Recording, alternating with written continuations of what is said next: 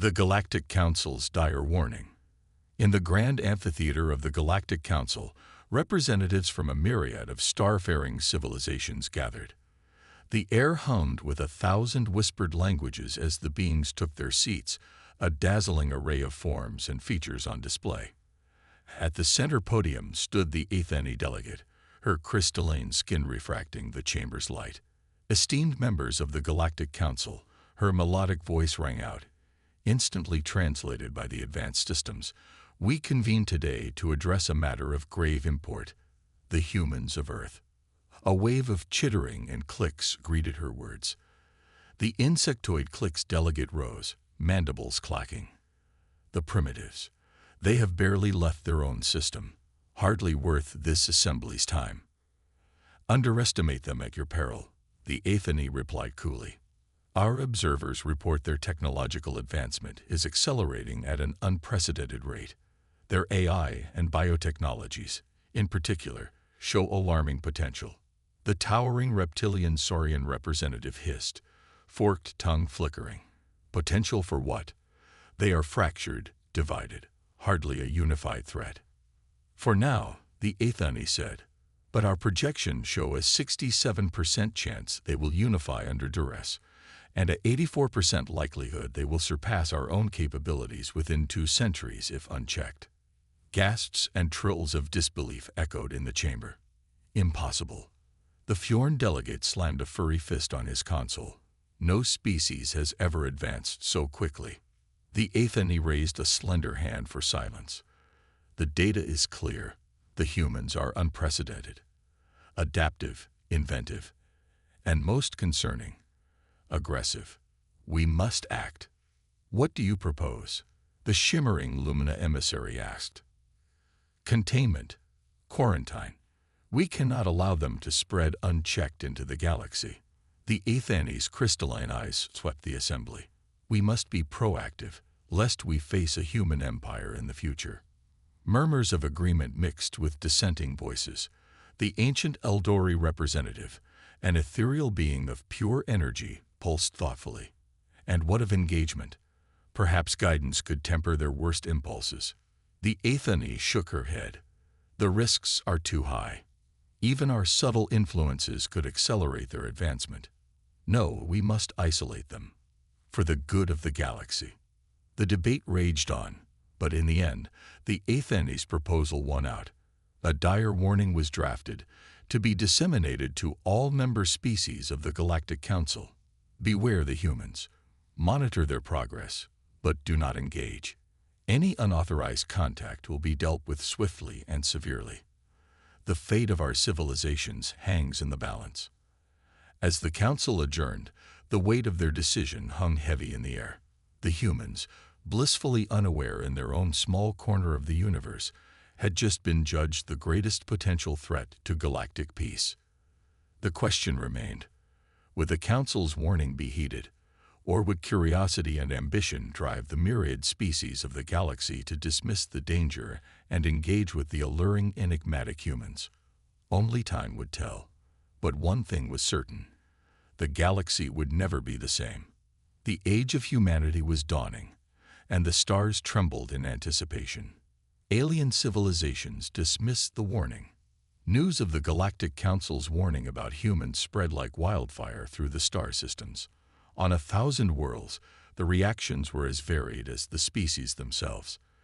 In the floating crystal spires of the HFY homeworld, the elders nodded solemnly at their delegate's report. We have done our duty, the High Seer intoned. It is up to the others now to heed our wisdom. But many did not. The Fjorn, fierce and proud, laughed at the notion of humans as a threat. These soft, furless creatures, we could crush them with a single claw, boasted General Ragnark, his rust-colored pelt bristling. The Lumina, ever curious, saw opportunity rather than danger. Imagine what we could learn from a species that advances so quickly, mused the Lumina sage. Perhaps we should reach out, guide them. Even the cliques, usually staunch supporters of the Council, were divided. If they're so dangerous, why not strike now, before they grow stronger? Argued the War Queen, her carapace gleaming. But the Eldori emissary counseled patience. They are young, yet who knows what they may become with time and wisdom. As the debates raged on, a few lonely voices urged caution and adherence to the Council's directive. But they were drowned out by the clamor of 1,000 species, each convinced of their own superiority and the humans' irrelevance. On the fringes of the galactic community, the warnings fell on even more skeptical ears. The piratical ravagers saw only new targets to plunder. The megalomaniacal Dominion dreamt of enslaving a new species, and the enigmatic Shroud, silent watchers, merely observed, inscrutable as ever. And so, despite the Galactic Council's best efforts, the stage was set for a confrontation. Alien arrogance and ambition would clash with human ingenuity and determination. The question was not if, but when and how the first domino would fall. Deep in uncharted space, an unmarked vessel drifted. Within its shadowed halls, a clandestine meeting was underway. "The Council is blind," hissed the cloaked figure at the head of the table. "The humans are the key to everything. We must act now, before the others realize their potential." Murmurs of agreement filled the room, a dozen species united in their defiance of the Council's edict. "So it's agreed," the leader said, eyes glinting beneath his hood. "We make contact with the humans. Council be damned. Let the games begin." As the conspirators dispersed to their ships, the die was cast. The Galactic Council's warning had been ignored. The fate of the galaxy now hung on the actions of a few rebels, and the reactions of the enigmatic humans they sought to engage. In the halls of the Galactic Council, the Athani delegate felt a shiver run down her crystalline spine, as if the universe itself had just shifted course. She could only hope that her people's foresight and the strength of the human spirit would be enough to navigate the perilous path ahead. The galaxy held its breath, poised on the brink of a new era, as the humans, blissfully unaware, continued their inexorable march towards the stars and their own destiny. First contact goes awry. In the cold void of the Kuiper Belt, on the edge of the solar system, a small human mining outpost clung to the icy surface of a planetoid.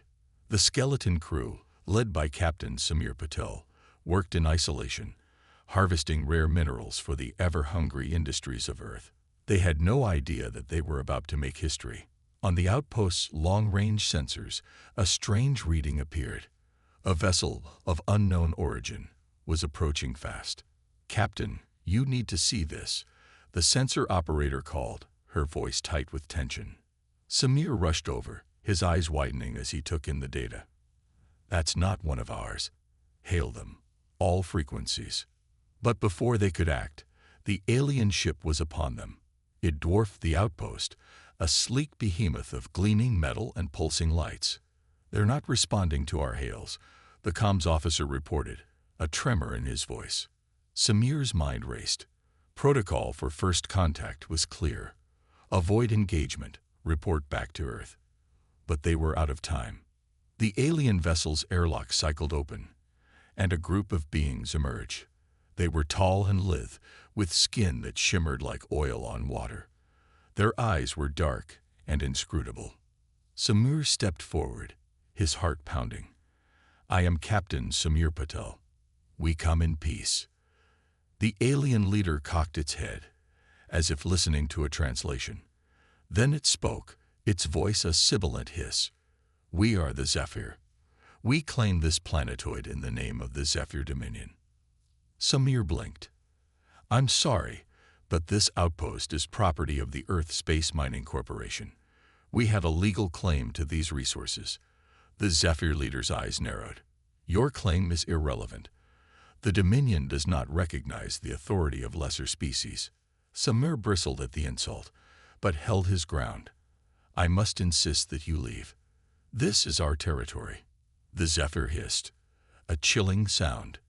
"You dare defy us? You hairless apes are even more foolish than we thought."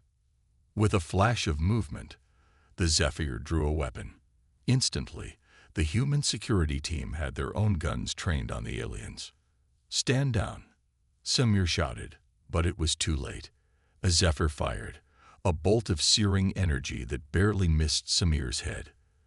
The humans returned fire, and chaos erupted. In the close confines of the outpost, the battle was fierce and bloody. The Zephyr had superior technology, but the humans were scrappy and determined. They fought with a ferocity that seemed to catch the aliens off guard. When the smoke cleared, the Zephyr leader lay dead, along with several of its compatriots. The rest were in full retreat to their ship. Samir, nursing a blaster wound to his shoulder, watched them go with grim satisfaction. "Get me a line to Earth Command," he gritted out. "They need to know what's happened here." In the halls of the Galactic Council, the news of the skirmish was met with shock and outrage. The HFY delegate was beside herself. "This is exactly what we feared," she cried.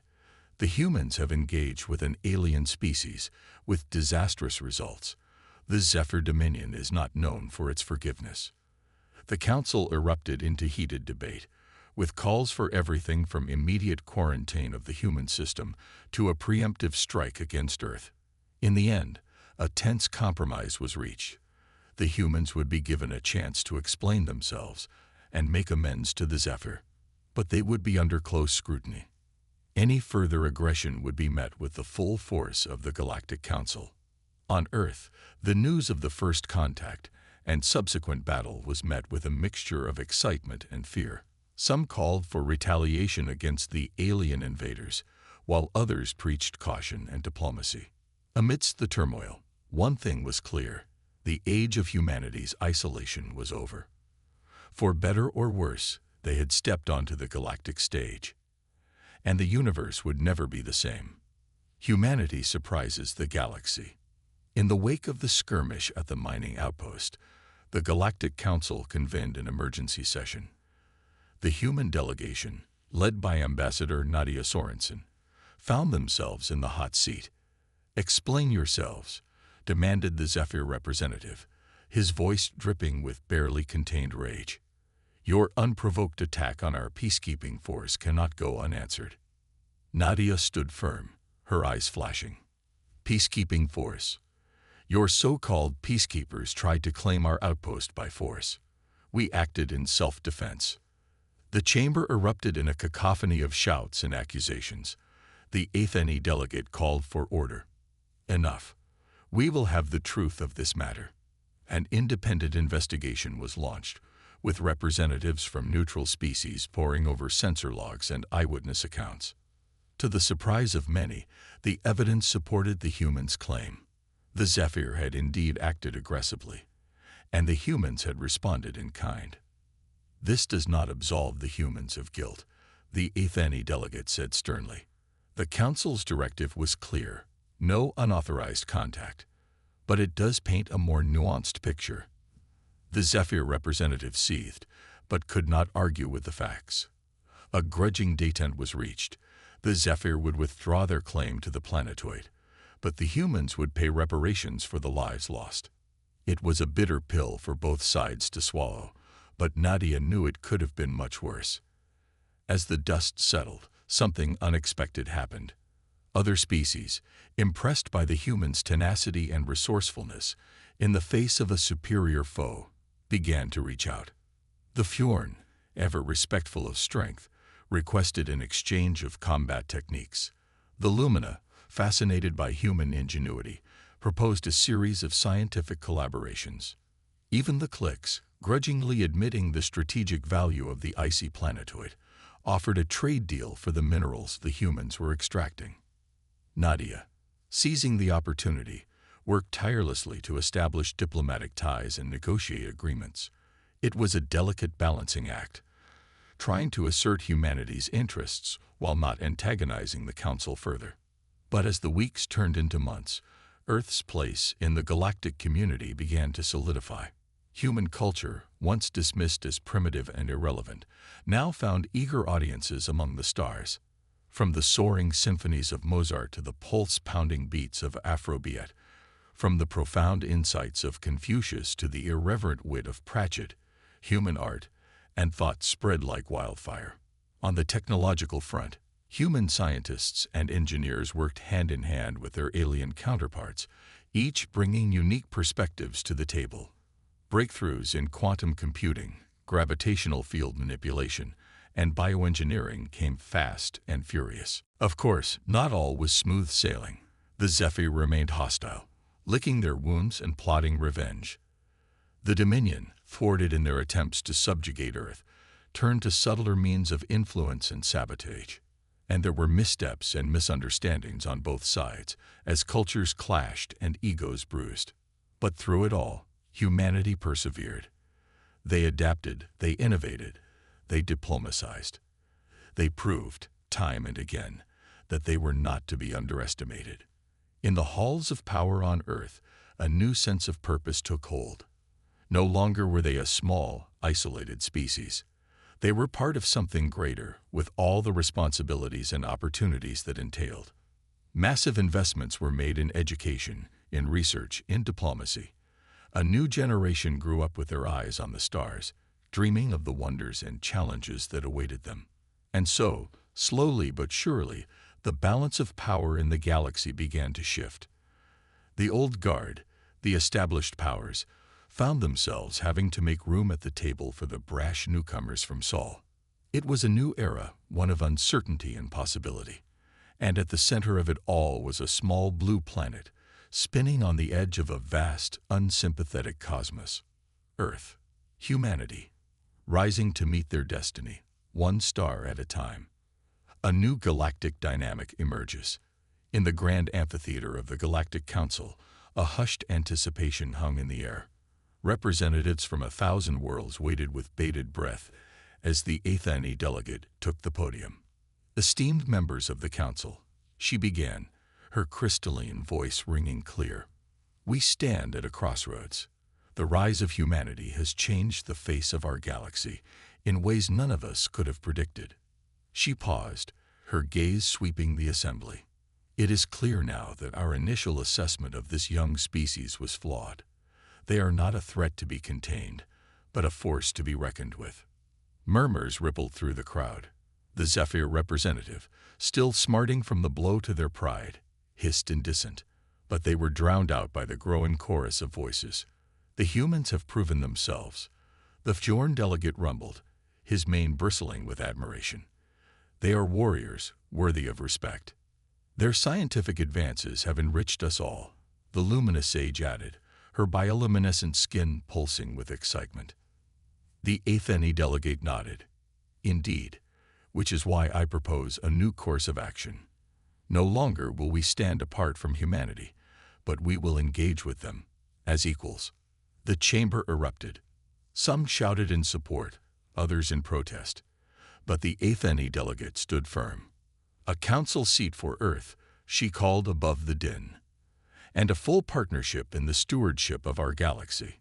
The vote was swift and decisive. Humanity, once the pariahs of the cosmos, were now officially welcomed into the galactic community. On Earth, the news was met with jubilation and trepidation in equal measure. Some celebrated the validation of their efforts, the recognition of their place among the stars. Others feared the responsibilities and dangers that came with such power. But one thing was certain. There was no going back.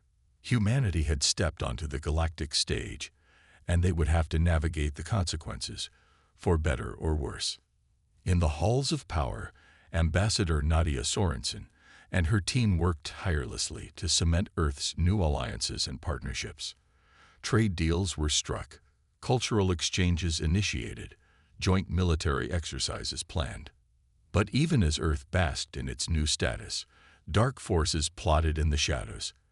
The Zephyr, humiliated and vengeful, formed a secret pact with the Dominion. Together, they would undermine the humans, sabotage their efforts, and ultimately bring them to their knees. Other factions, too, saw opportunity in the upheaval. Pirates and mercenaries, once content to prey on the fringes of civilized space, now set their sights on the resource-rich worlds of the human sphere. And there were whispers of an even greater threat, lurking in the uncharted depths of the galaxy. An ancient power, long dormant, that saw in humanity's ascendance an echo of its own forgotten glory. Challenges loomed on the horizon, but so too did opportunities. With Earth's brightest minds and bravest hearts now working in concert with their galactic counterparts, no problem seemed insurmountable. In labs and workshops across 100 worlds, scientists and engineers pushed the boundaries of the possible. In the halls of diplomacy, statesmen and ambassadors forged new bonds of understanding.